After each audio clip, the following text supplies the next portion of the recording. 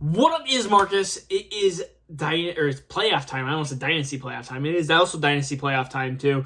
We're going to be going through some important pickups. Now, if you've watched our previous waiver wire shows, there's been pretty much some of these pickups like Zonovan Knight, Zay Jones. Like, these are players that I've already told you to pick up, whether it's Trevor Lawrence or Jared Goff. These are players, again, we've already discussed on picking up. But Zonovan Knight does play Detroit, an automatic first pickup if he's available. I know some people were questionable on, is he going to share some snaps when Michael Carter's back? It seems like Zonovan Knight is the guy, at least for the next couple of weeks here.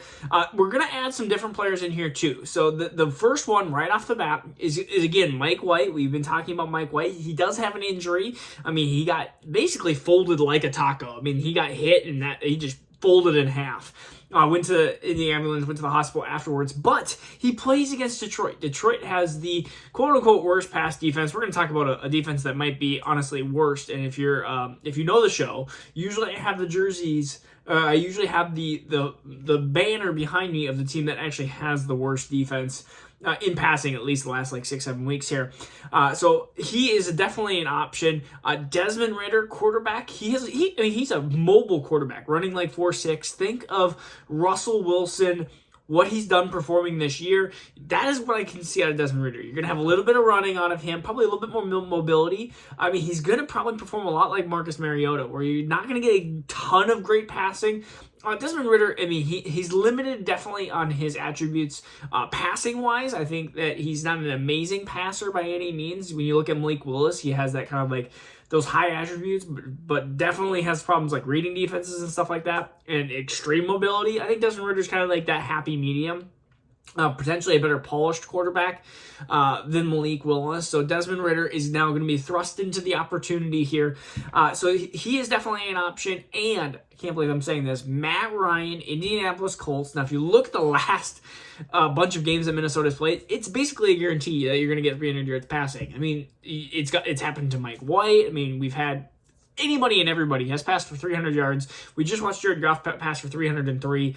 I think Minnesota's defense, and if Harrison Smith is out, which is something to look at for Saturday, but if he's out, then that even increases this chance, and more likely that Matt Ryan is going to become a really good stream for week 1 of the playoffs, which is really ugly. But honestly, it's what needs to happen because, Minnesota's defense has been absolutely horrible, and they don't put any pressure on the quarterback. They literally are just, I think they blitzed 9 times last week. It's unfortunate. Some other quarterbacks to just kind of peek out there and just see. Again, I know that Trevor Lawrence is playing against Dallas, so if he ends up getting dropped early with this waiver wire process, because teams are playing for 1 week, Trevor Lawrence is still somebody that I would like to pick up because I believe that Jacksonville is still a decent enough offense, especially with Travis Etienne struggling. And then Brock Purdy, he is potentially hurt. He is hurt, but he is potentially going to be a no-go on Thursday. We have to see what that injury looks like, but he has been a very competent quarterback, and he's against Seattle, who has struggled as of late, and we just watched them get torched by Carolina. So definitely somebody to running backs. Apparently my video clip had edited there. Zonovan Knight is the major pickup here, but there is going to be some players I do want to talk about because they are kind of backups, kind of timeshares here. Jerick McKinnon against Houston. We know that Houston struggles against the run. I do think that this is potentially more of an Isaiah Pacheco game. We saw Houston struggle against the run. Jerick McKinnon used more in the pass. But again, Kansas City is an asterisk when it comes to anything offensive related because they can pretty much do anything. Look at Denver. Great defense. And they just 3 touchdowns, three interceptions for Pat Mahomes. Scored over 30 points. It's just that is what Kansas City does. Chuba Hubbard against Pittsburgh, I think, is definitely somebody that if you need a spot start here, I know he's going to share some time with Deontay Foreman. There's some spot starts here, and then there's some plays of I'm going to try to make the entire playoff. So, Jerick McKinnon, Chuba Hubbard, those are hey, I want to try to, they're okay starts. But again, if some of these backups are going to be even more important, like Jordan Mason. Jordan Mason is a guy who had over 10 carries. If CMC is hurt, Jordan Mason goes from backup to, potentially a league winner.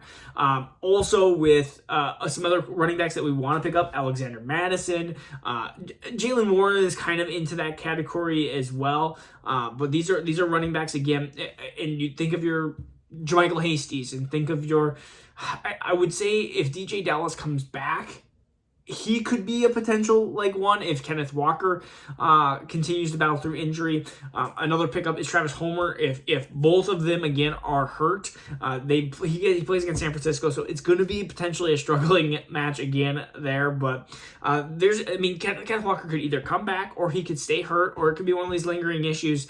I've seen this happen with even Joe Mixon, where it's a week issue, and then it becomes 2 weeks, and then it becomes 3 weeks, and it becomes 4 weeks, and it's well, maybe they just shut him down for the rest of the year, and we just don't know. A jammed ankle is a weird anatomical term because it doesn't really mean much. Maybe the healing process is going to be a little bit longer. Wide receivers, though, we're going to look at DJ Chark. We're going to look at Zay Jones, Donovan Peoples-Jones. All these wide receivers should be picked up in your league. Honestly, you have Zay Jones against Dallas. Yes, that's going to be struggling, but he should have had a good week 2 weeks ago, had a good week last week. DJ Chark against the New York Jets. It's a struggling. The Jets, scary, but DJ Chark has been getting a ton of time, and realistically, we look at Jameson Williams, and he scored, but he's only been playing 15 snaps a game. So he's not been playing much. And so Jared Goff has been looking at DJ Chark a ton. So if those guys are gone, and if Jameson Williams is gone, I'm still benching Jameson Williams. Elijah Moore, Chris Moore, these are the two guys. Chris Moore is over Elijah Moore here. I understand Elijah Moore against Detroit, it's very tempting, but Chris Moore against Kansas City, who has been letting up a ton of passing yards, I am taking Chris Moore if possible. The guy had over 100 yards last week. Brandon Cooks is off on vacation land. Chris Moore is my number one pickup besides that. And then again, Robert Woods against the Chargers. Chargers have been just bleeding points in defense, and I think somebody's got to get the ball. I think it's going to be Robert Woods here, so somebody definitely to note.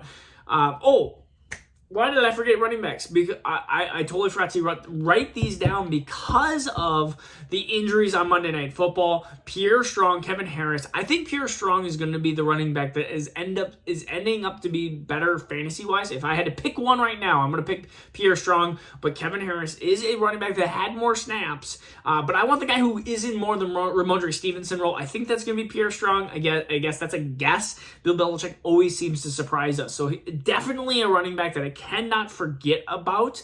And then Houston's Damian Pierce actually just listed as out as well. So Rex Burkhead, Dare Ogunbowale, the running backs that would be behind if I go into that running back phase here. We talk about Jerick McKinnon, Chuba Hubbard.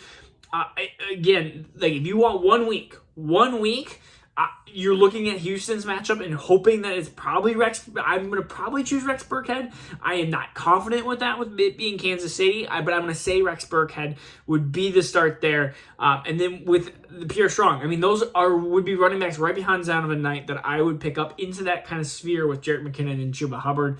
Let's get into the tight ends here. I think that Greg Dulcich plays against Arizona. That's all you need to know. Arizona just doesn't know how to cover the tight end. And so this is a bomb start. Please don't do this to me, Greg Dulcich. You've done it to me once or twice this year where I've called my shot and it didn't work. Another one, again, Hunter Henry against Las Vegas is kind of really the only other waiver one that people are talking about, again, Evan Engram after his just amazing game, but he plays against Dallas, and Dallas just shuts things down. And then there's other people talking about, I don't even know how to pronounce his name, Onkwonkwo, whatever, the Tennessee tight end, and I'm not choosing him either, even if it's against the Chargers. So I'm going to choose Hunter Henry. I think with some of these wide receiver injuries, you're going to see Hunter Henry involved more in the offense. And besides that, man, you're just going to have to try to throw a dart at the dartboard and hopefully it sticks. So good luck, guys. We will see you Thursday right before Thursday Night Football.